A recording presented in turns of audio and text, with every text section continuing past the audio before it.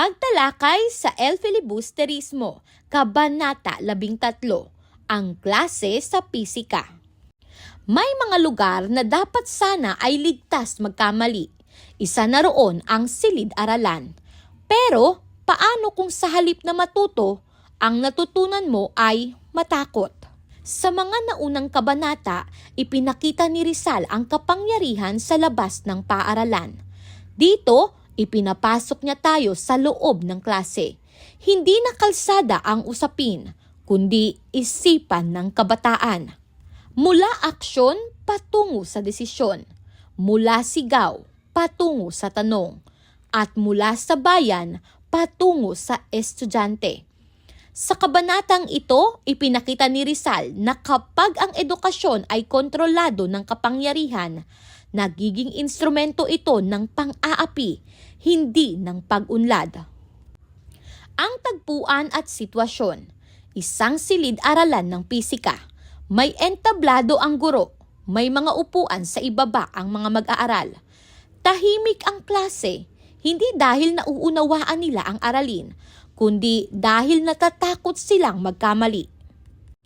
Mahalaga ang lugar na ito dahil dito nakikita kung paano ginagawa ang kaalaman na parang pagsubok, hindi tulong. Sa loob ng klaseng ito, may otoridad ang guro, pero walang kapangyarihan ang mag-aaral.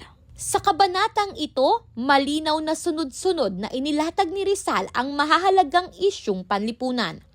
Ang unang usapin, salamin at metal. Tunay na problema, hindi paliwanag ang layunin, kundi pagbitag. Ikalawang usapin, sagot ni Placido. Ang tunay na problema, mas mahalaga ang aklat kaysa pag-unawa. Ikatlong usapin, ang pagkakamali. Ang tunay na problema, ginagawang kasalanan ang hindi agad maipaliwanag. Paulit-ulit ang galaw ng sistema. May tanong, may pagkabigo, may parusa. Ngunit walang pagtutuwid sa paraan ng pagtuturo. Talakayin natin ang mga tauhan bilang larawan ng lipunan. Una, si Padre Milion. Siya ang guro at hukom sa loob ng klase. Hawak niya ang tanong at ang marka. Ginagamit niya ang kaalaman upang mangibabaw. Ang limitasyon niya, wala siyang interes sa tunay na pagkatuto. Pangalawa, Placido Penitente. Siya ang karaniwang mag-aaral, marunong pero nauubos sa paulit-ulit na pagsubok. Siya ang pinatutunayang mali kahit ang mali ay ang sistema. Limitasyon niya, pagod na makipagtalo sa otoridad. Pangatlo, ang ibang mag-aaral. Mga nakaupo ngunit hindi nakikilahok. Mga natutong manahimik kaysa magkamali. Mga unti-unting nawawalan ng dignidad. Sa kabanatang ito, ang may kapangyarihan ang nagtatanong, ang mag-aaral ang sinisisi. Mga simbolismo sa kabanata. Una, ang salamin. Simbolo ng kaalamang dapat nagpapalinaw ngunit ginawang panukat ng kahinaan.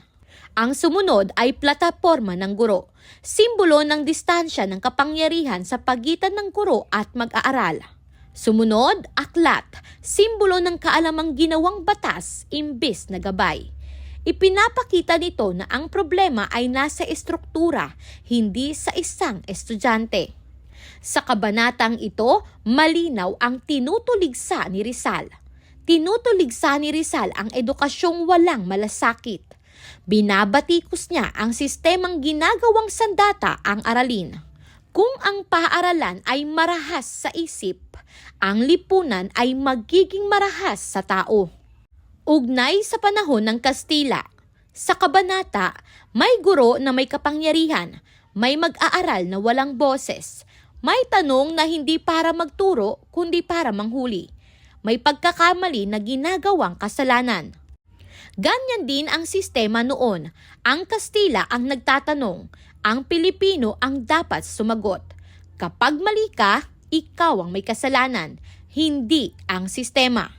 Hindi nila gustong matuto ang Pilipino, gusto nilang sumunod ang Pilipino. Hindi nila ginagamit ang edukasyon para magpalaya. Ginagamit nila ito para ipakitang sila ang matalino, ipakitang sila ang tama, ipakitang tayo ang mali. Kaya naman ang silid-aralan sa kabanata ay parang maliit na bersyon ng pamahalaan, maliit na bersyon ng simbahan, maliit na bersyon ng kolonyal na kapangyarihan. Sa puntong ito, tanungin ang iyong sarili. May mga desisyon bang ginagawa ng may kapangyarihan na nagpapahirap sa nakararami kahit alam nilang may nasasaktan? May kapangyarihan bang ginagamit upang pigilan ang pagbabago at panatilihin ang kontrol? May mga pagkakataon bang itinatago sa likod ng patakaran ang hindi makatarungang gawain? Kung ang sagot ay oo, buhay pa rin ang mensahe ng El Filibusterismo. Kung ang paaralan ay nagtuturo lang kung paano sumunod, hindi kung paano mag-isip, edukasyon ba ang tinatanggap natin o pagsasanay sa pagiging sunod-sunuran?